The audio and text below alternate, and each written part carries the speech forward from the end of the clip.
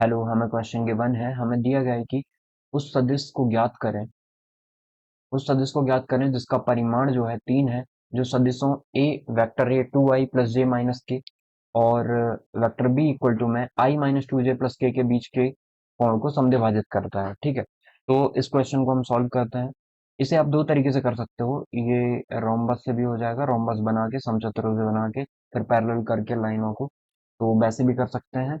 और या फिर आप इसे ट्रायंगल से कर लीजिए। ट्रायंगल से कैसे? ट्रायंगल की प्रॉपर्टी से। तो देखिए, यदि हमें पता है कि जो सदिश हैं वेक्टर ए और वेक्टर बी, वेक्टर ए कितना गिवन है हमें, पहले लिख लेते हैं। वेक्टर ए गिवन है हमें 2i प्लस का जे माइनस का के। ठीक है, और वेक्टर बी गिवन है वेक्टर आई माइनस का 2j प्लस का के। अब इनके बीच का एंगल बाइसेक्टर जो है, मतलब एक ये हो गया वेक्टर ए और ये वेक्टर बी। ठीक है, तो ये वेक्टर ए है और ये वेक्टर बी है।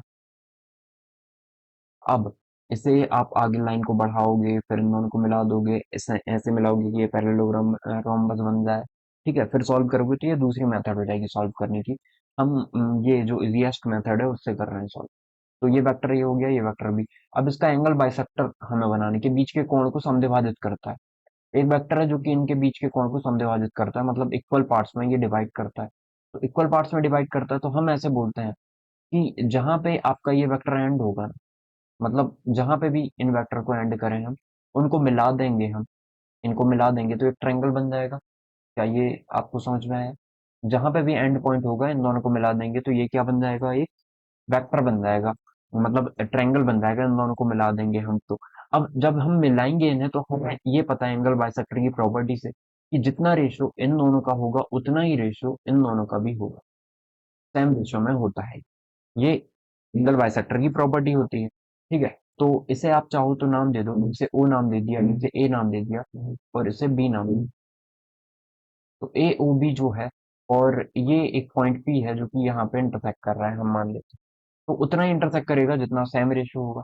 अब ये आगे जाके मैं इंटरसेक्ट करता हूँ उतना ही मैं करता जितना रेशियो, ट्रायंगल बना और एंगल बाइसेक्टर हुआ, मतलब इनके बीच का जो रेशियो होगा ओ और ओ बी का, वो इतना हो जाएगा। अब चाहे वो यहाँ पे इंटरसेक्ट कर दे, चाहे लाइन यहाँ पे। ठीक है, ये आपको समझ में आया। अब हम वेक्टर ए का मैग्नीट्यूड निकालते हैं, वो कितना आता है। वेक्टर ए का मैग्नीट्यूड वो आ जाएगा हमारा 2 का स्क्वायर 4, जे का 1 का स्क्वायर 1 और माइनस 1 का स्क्वायर भी 1, मतलब √6 आ गया। वेक्टर बी का भी मैग्नीट्यूड निकाल लेते हैं, वो कितना आ जाएगा। वेक्टर बी का मैग्नीट्यूड आ जाएगा 1 का स्क्वायर 1, 2 का स्क्वायर 4, 1 का स्क्वायर 1, मतलब ये भी √6 आ गया। माइनस वही माइनस 2 का स्क्वायर 4 हो जाएगा। √6 आ गया। तो इनका इसका मतलब हम बोल सकते हैं कि ओ ए और ओ बी, ओ ए रेशो ओ बी जो निकल के आ गया है वो कितना आ गया है, √6 रेशो √6। इसका मतलब हम 1:1 बोल सकते हैं। इसका मतलब एपी रेशो पीबी भी कितना हो जाएगा, 1:1 हो जाएगा। तो वेक्टर पी निकाल लेते हैं। तो हम सेक्शन फॉर्मूला अप्लाई कर देते हैं। सेक्शन फॉर्मूला अप्लाई करना आप लोगों को आता होगा, कैसे करोगे। 1 का ए पे मल्टीप्लाई, 1 का बी पे मल्टीप्लाई। तो 1 का ए पे मल्टीप्लाई करें तो ये आ जाएगा अपना 2i प्लस का जे माइनस का के, और 1 का बी पे मल्टीप्लाई करें, ये वाले 1 का बी पे, तो ये कितना आ जाएगा, आई माइनस का 2j प्लस का के, और अपॉन में कितना आ जाएगा, ये वेक्टर आर निकल रहा है। इसे ओपी को वेक्टर ओपी या वेक्टर आर भी मान सकते हैं, जो मानना चाहें।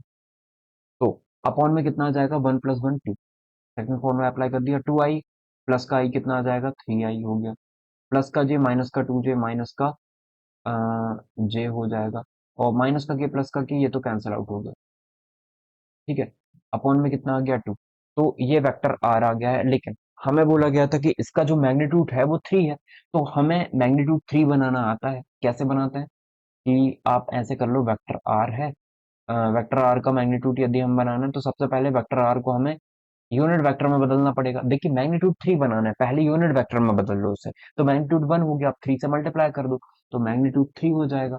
ठीक है, तो वेक्टर आर इक्वल टू में यूनिट वेक्टर आर अपॉन में वेक्टर आर अपॉन में कितना आ जाएगा, मैग्नीट्यूड ऑफ आर।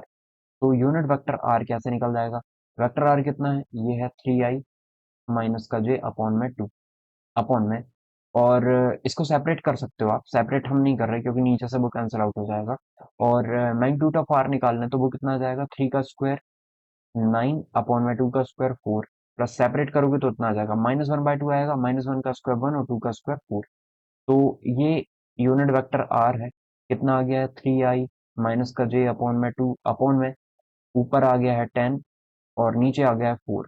तो 4 को हम यदि बाहर निकालें तो 2 आ जाएगा, मतलब सिर्फ रूट 10 पे लगा हुआ है तो 2 से ये 2 कैंसिल आउट करते हैं, यह आ जाएगा 3i माइनस का j अपॉन में √10। अब हमें पता है ये बन गया यूनिट वेक्टर, हमें तो क्या बनाना है, 3 मैग्नीट्यूड बनाना है, तो 3 से मल्टीप्लाई कर देते हैं, 3 से मल्टीप्लाई कर दीजिए और यही हमारा करेक्ट आंसर है। ठीक है, देखिए ये वाला आंसर मैच कर गया, आप उससे करोगे तो ये आंसर आ जाएगा आपका रोम्बस वाली प्रॉपर्टी से। तो हमें दोनों ही आंसर लिखे हैं, तो ये लिखो चाहे ये आए, आपके दोनों ही आंसर करेक्ट माने जाएंगे। तो ये मैं यदि इसको अच्छे से लिख दूं यहाँ पे, तो ये है 3 वेक्टर आई माइनस जे अपॉन में √10, ये आपका करेक्ट आंसर हो जाएगा। आई होप आपको समझ में आया होगा हमने इस क्वेश्चन को कैसे सॉल्व किया है और कौन सी प्रॉपर्टी का यूज किया है। Thank you.